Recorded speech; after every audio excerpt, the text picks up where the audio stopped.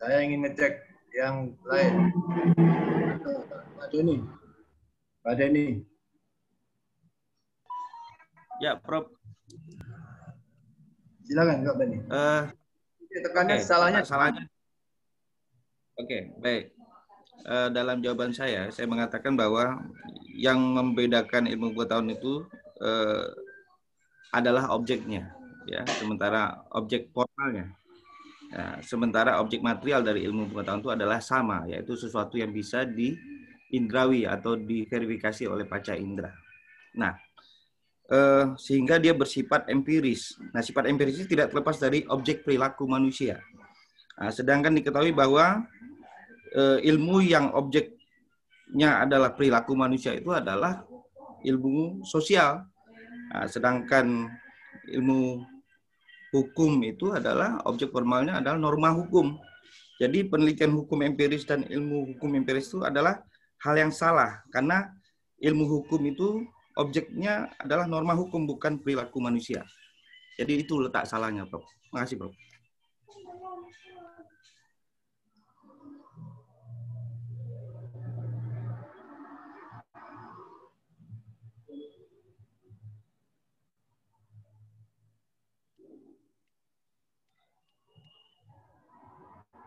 Oke. Saya juga tidak menyalahkan. Saya ingin cek satu lagi. Satu atau dua lagi. Pak Indra Iswara. Coba Bapak sampaikan pendapat Bapak tentang ini dalam kerangka mencari hukum sebagai realitas yang sebenarnya. Ya. Silakan Pak Indra Iswara. Ya.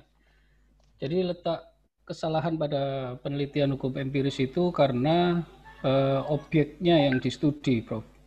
Bahwa yang distudi pada penelitian hukum empiris itu adalah perilaku manusia, di mana perilaku manusia itu harusnya masuk ke dalam bagian dari ilmu sosial. Sementara yang distudi oleh ilmu hukum adalah norma, yang mana norma tersebut bukanlah perilaku. Artinya norma itu sifatnya abstrak, yang tidak bisa diverifikasi oleh panca indera. Nah, secara filsafat tidak mengenal hukum atau penelitian secara empiris, ya, karena penelitian hukum empiris itu bukanlah norma hukum. Demikian, Prof. Oke, sekarang tanya untuk semuanya. Saya tanya untuk semuanya. Fakta yang sementara ini disebut sebagai penelitian hukum empiris, itu faktanya ada nggak? Perilaku manusia, Prof. Ada, Prof. Faktanya itu, Pak izin, Prof. Faktanya orang mengempiriskan penelitian yang meneliti tentang perilaku yang dipedomani oleh norma hukum. Jadi sebenarnya yang diteliti itu perilaku yang dipedomani norma hukum, bukan norma hukum itu sendiri. Sehingga sebenarnya penelitian hukum empiris itu tidak ada. Yang betul penelitian hukum kalau terkait dengan objeknya yang diteliti itu norma hukum.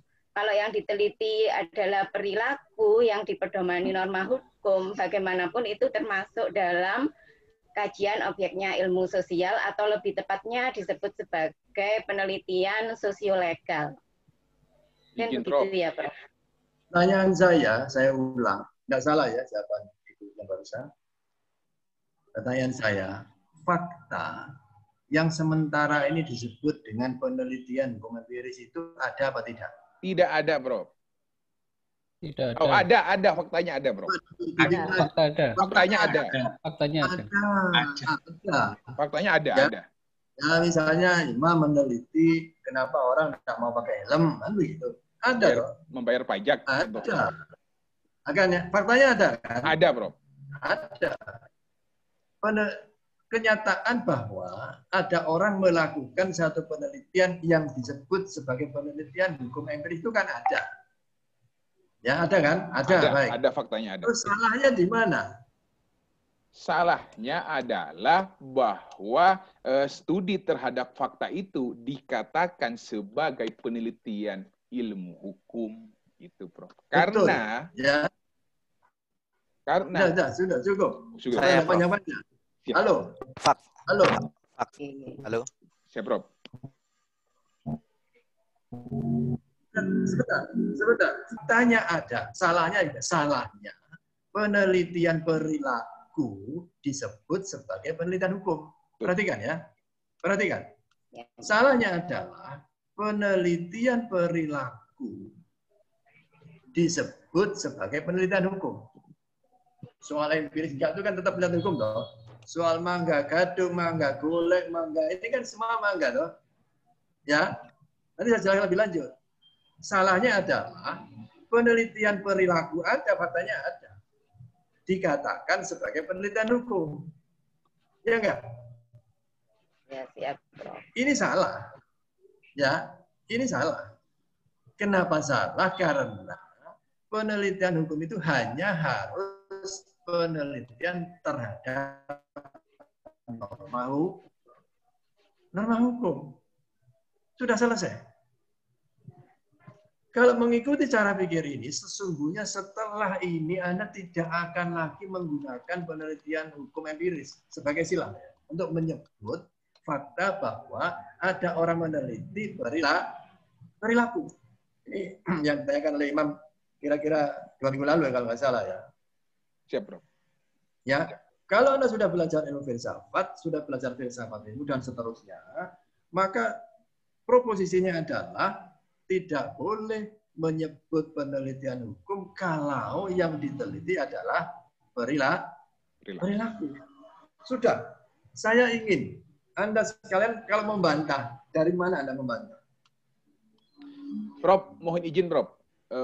Saya terbesit begini. Dalam pembelajaran ilmu hukum itu, teori yang kuno itu belajar hukum in abstraktu, hukum dalam koridor norma hukum, dan hukum in concreto, hukum dalam tataran implementasi. Kalau misalnya objek ilmu hukum itu adalah norma, dan fakta mengatakan bahwa objek ilmu hukum itu tidak empiris, tapi diempiriskan, apakah penelitian perilaku yang dipedomani oleh hukum, itu dalam tanda kutip penelitian sosiolegal, berarti bukan termasuk penelitian hukum. Apakah penstudi ilmu hukum yang melakukan penelitian sosiolegal seharusnya itu tidak bisa lulus dari sarjana hukum? Apa mungkin begitu, Bro? Karena penelitiannya bukan koridor penelitian hukum. Ya, baik. Pertanyaan bagus sekali. Pertanyaan bagus sekali. Saya minta sebentar.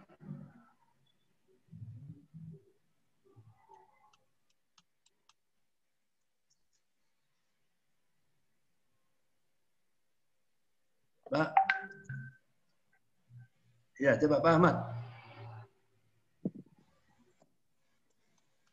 Prof. Kalau Bapak jadi saya, Ya. mendapat pertanyaan atau persoalan seperti yang Imam sampaikan, Bapak akan jawab apa?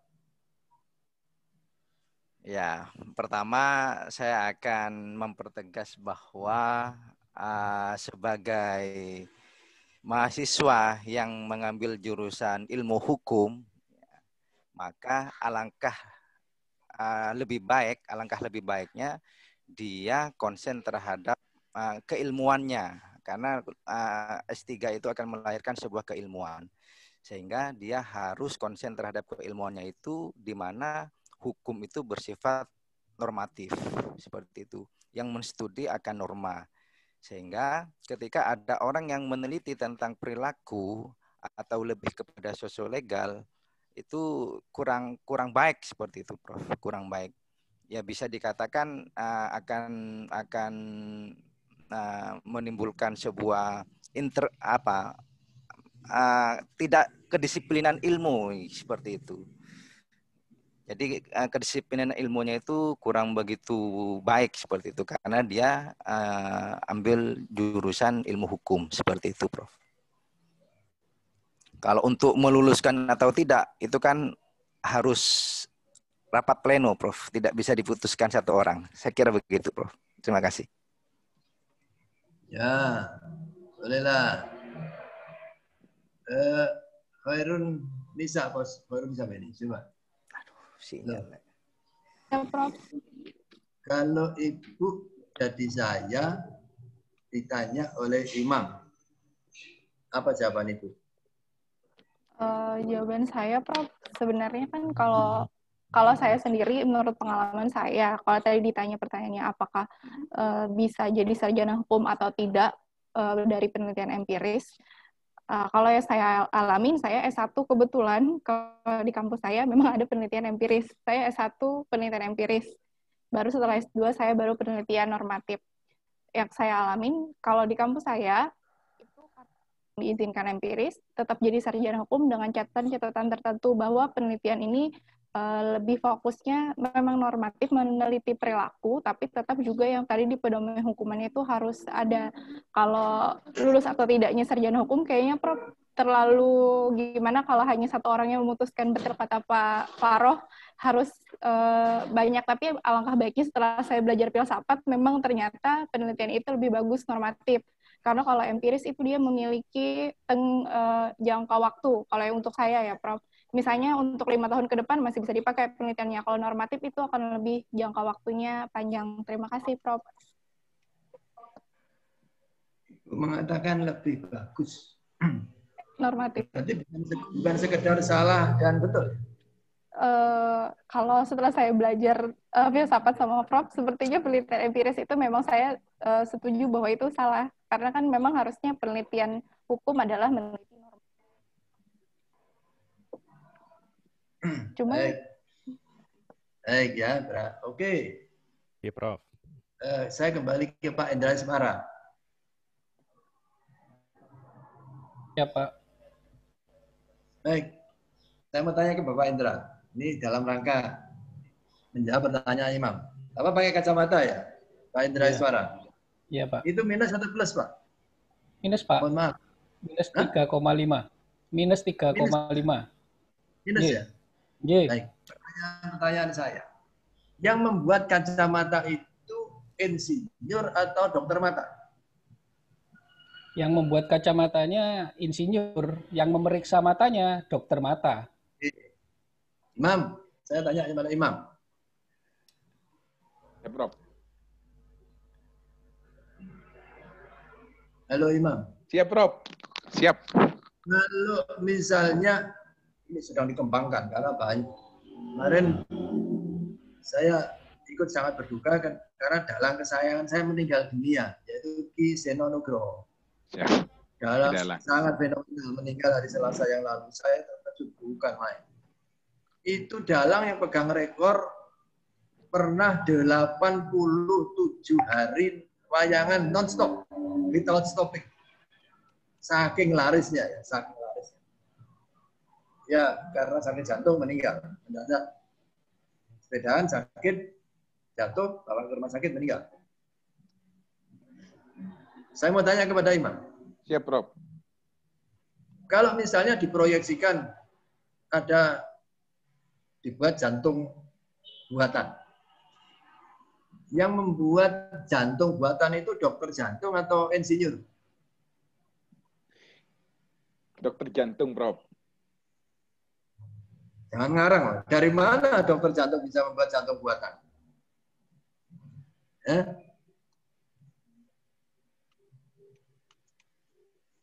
Karena jantung itu yang perilakunya meneliti itu. Kasarnya gini loh, kasarnya begini.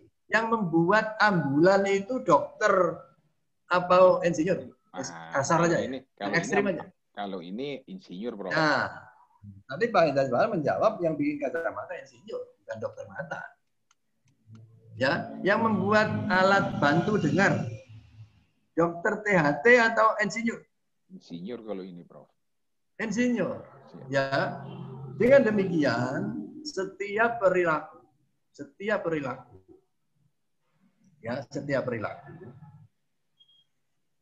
itu diteliti oleh sosiolog. Ya, perhatikan. Sesungguhnya setiap perilaku harus diteliti oleh sosiolog. Pertanyaannya adalah bagaimana kalau perilaku itu sedang dipedomani oleh hukum kan gitu? Yang tadi mau tanyakan. Betul. Ya toh? Itu diteliti oleh sosiolog atau diteliti oleh sarjana hukum kan begitu. Siapa tetap harus sosiolog. Ya. Persoalannya adalah kita sudah terlanjur salah kaprah. Sarjana hukum bisa dihasilkan dari mereka yang meneliti hukum maupun mereka yang meneliti sosial dengan perilaku hukum, gitu loh. Maka di UNER setrek tidak bisa. Ini bukan penelitian hukum. Itu loh persoalannya.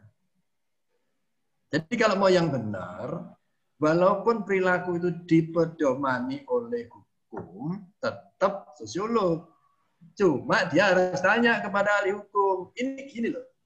Pakai helm itu wajib apa enggak? Wajib. Nah kalau pakai helmnya belajar, muter di lapangan.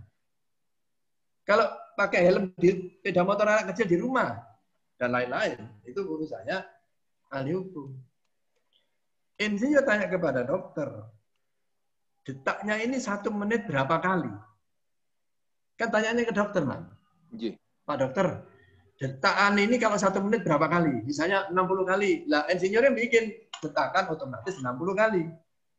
Angka 60 ini didapat dari dokter. Membuat 60 kali bukan dokter dong. Ya. Membuat detakan 60 kali pekerjaan insinyur. Menyatakan 60 pekerjaannya dokter. Membuat obat, ya, membuat obat kan urusannya apoteker. Oke? Kalau jantung salurannya itu buntu. Caranya ada 2. Yang buntu dibuat tidak buntu atau yang mengalir dibuat encer. Yang paling gampang dibuat encer. Maka ada obat pengencer darah. Obat pengencer darah itu bukan urusannya dokter. Dibuat oleh seorang apoteker. Sesungguhnya kalau seorang juris berpikir seperti itu, hukum cepat maju. Ya, cepat maju. Tidak dengan cara bikin aliansi-aliansian. Halo Pak Zairul. Halo Pak Zairul. Ya, Prof. Ini Bapak masuk aliansi nggak? Aliansi apa, Prof? Enggak, Prof. Aliansi menolak Ciptaker. Oh, enggak. Ya, nah hukum kok bikin aliansi-aliansian, nggak maju-maju nanti. Ya, itu loh. Ini cara berpikir logis kalau kita belajar filsafat ilmu. Imam ya, Imam, halo Imam. Terjawab ya pertanyaan Imam? Saya mengerti, Prof, meskipun dengan berat hati. Dalam tanda kutip, saya S1-nya itu penelitian empiris. Apakah S1 keilmuan saya itu masih diragukan? Saya mendapat gelar sarjana hukum dari Brawijaya. Nah, saya tidak sedang meragukan keilmuan siapapun. Saya sedang meluruskan yang sesuatu yang selama ini tidak lurus. Betul, betul. Ya, Mam ya? Ya, saya paham. Saya tidak sedang meragukan keilmuan siapapun. Ya. S2 saya empiris, Mam. Perhatikan baik-baik. S2 saya di UI empiris. Penelitian saya empiris. Ya, S2 di UI. Karena di UI tidak diterima yang ini tanya pada Pak Zairul. Ya, mereka lebih fokus ke empiris. Tanya Pak Zairul, ini juga lulusan UI, saya juga lulusan UI. Cuma lebih senior dari Pak Zairul. Saya tahun 91 sudah selesai. Ya, jadi saya tidak sedang meragukan keilmuan siapapun. Saya sedang meluruskan sesuatu yang selama ini tidak lurus. Nah, nanti misalnya seperti ini, Pak Zairul sudah lulus, kembali ngajar pada S1, S2, S3. Saudara-saudara sekalian, ada 2 jenis penelitian hukum, 1 normatif, 2 empiris, balik mana, gitu loh. Jadi yang sudah diluruskan nggak diluruskan, gitu. Ini sulit memang, sulit berpikir. Ya, tapi inilah yang mestinya harus dilakukan oleh seorang ahli hukum.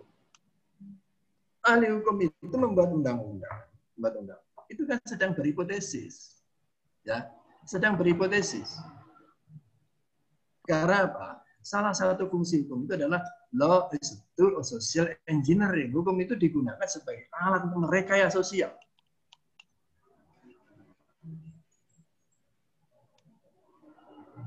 Menciptakan lapangan kerja. Menciptakan lapangan kerja. Itu kan perlu uang, Mam. Ya, Prof. Imam, misalnya kaya raya. Kita doakan kaya raya. Sesuai dengan badannya kan gemuk, mesti kaya raya. Amin ya Allah, amin. Amin. Amin. Kaya raya. Kalau memang mau menginvestasikan uang, kan harus dilihat dulu, aman nggak uang saya? Ya nggak? Yep.